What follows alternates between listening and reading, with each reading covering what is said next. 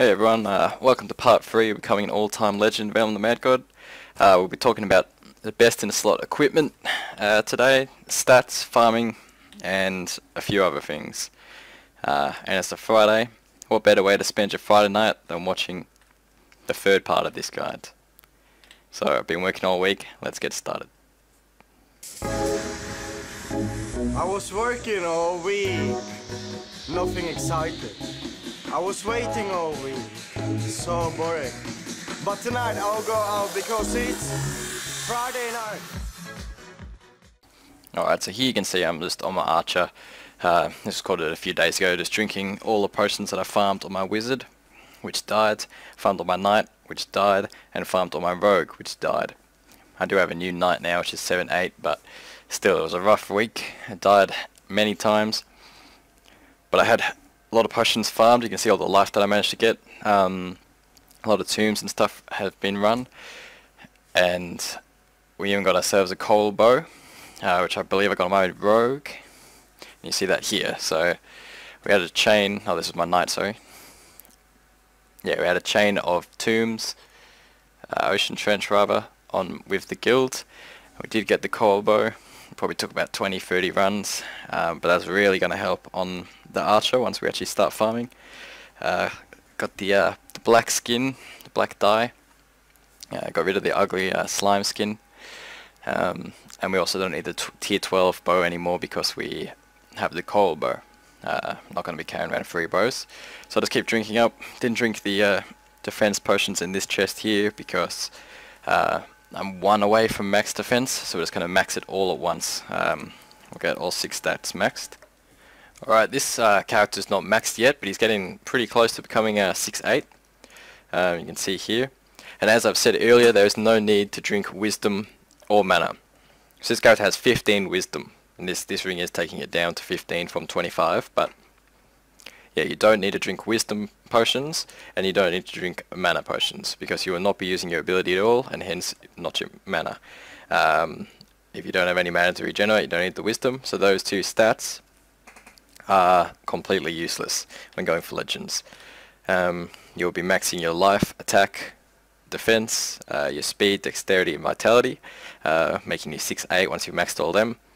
And you will never hit the 8-8. Some people do it just so they have a nice grave, or they look good, but I don't know, you might as well use that stuff on better gear, or trade your mana potions for life, or defense, attack, so on.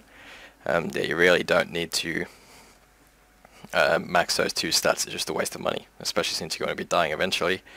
For the fame, yeah, you just don't need it. Now, regarding the actual equipment on your characters, we do have some pretty important stats.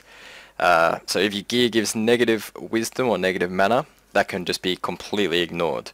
For example, this candy ring, negative 100 mana, negative 10 wisdom, doesn't matter, we don't need it. So this ring basically gives 10 speed and 10 vitality at 0 cost. Because yeah, we don't need the mana or wisdom for the skill. On the quiver in this case. And then also you do want survivability, so I wouldn't suggest using the candy ring all the time. I just use it for moving to Godlands. So when you're fame training, people will often drag gods onto you, and it's not very nice. So look for gear with defense, HP boosts, and speed. They're my top 3. So, you know, your defense and health, you're less likely to die, you're going to take less damage. See with this, the silk armor, you can get the tier 12, tier 13 actually, sorry, which has more defense, but you'll lose the speed. So the sacrifice of, I think, 1 defense, it's, you know, I'd rather keep the speed in that case. Also, another thing to look for is the percentage fame boost. This ring doesn't have a fame boost at all, so if you're going to die, at least equip, you know, an exalted or a UBHP, something like that, just so you get the bonus. The armor here has 5%, and both of my bows, so no matter which one I'm using when I die, I get a 6% boost. I do lose a coil bow and a doom bow, which would suck, but you know, 6%, if you've got 100,000 base fame, That's going to be worth it. I don't care about losing these 2 bows for 6%. Yeah, and then also the quiver.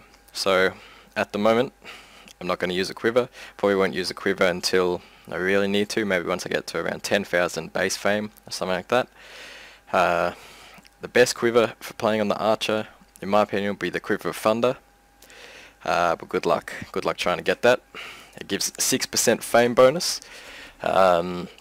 Compared to the tier 6 quiver, which is a 4%, but the tier 6 gives 5 dexterity, 2 vitality, 2 wisdom, so you can just ignore the wisdom, basically 5 dexterity and 2 vitality, whereas the quiver of thunder gives 5 attack.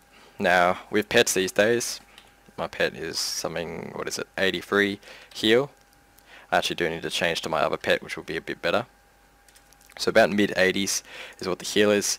And that's the equivalent to a lot of vitality. So 2 vitality is not going to make much difference. I'd rather a 5 attack over 5 dexterity. Maybe equip the dexterity one if you're trying to build up your accuracy on the turrets. But if you can get a Quiver of Thunder, I'd equip that. Otherwise just use the tier 6 one. Just remember to unbind your key so you don't click it. Okay, so I was going to talk about fame trains, farming, grinding and whatnot in this video, but it's already about 6 minutes long. By the time I finish this, probably 7.5 minutes long, and I really don't want to drag it out too much, so I'll probably just split that into the 4th part. Yeah, so that will be coming out, whenever I get around to it, maybe a few days. I do already have some footage of me in the fame trains on a different character, just sort of practice, just to show what it's like before this character is ready. But yeah, so this video is basically just about the gear that you can use and all the stats to focus on. Remember just to drink straight out of the vault or the ground, not your inventory, when you're doing the stat potions. And like I said, for gear, focus on the fame bonus, as you can see here, you know, the 6%, the 5%, and then focus on your survivability, which is your defense, life, and speed. You know, you need your speed to dodge things, and your speed is also very important for moving to the Godlands, because you can't teleport. Just as long as you remember to keep those 3 stats, they're quite important. You don't really need attack and whatnot, because you're basically just getting carried by the fame train. You just follow that around for hours on end, which is, you know, a bit tedious. But generally for all classes, you're going to be using the you're going to be focusing on defense and life as your top priority. And everyone has different abilities with different stats. Either way, you won't be using the abilities, but you will be using the stats on the abilities. So just try to compare different untiered items and different stats. For example, on the Knight, I believe the Ogma is pretty good because it has extra health, but good luck getting one of those. Generally all the event whites are quite good. But yeah, I can't really go through each class. You're just going to have to search up all the different ones. Don't hesitate to ask in the comments if you want a comparison between 2 different things for fame farming.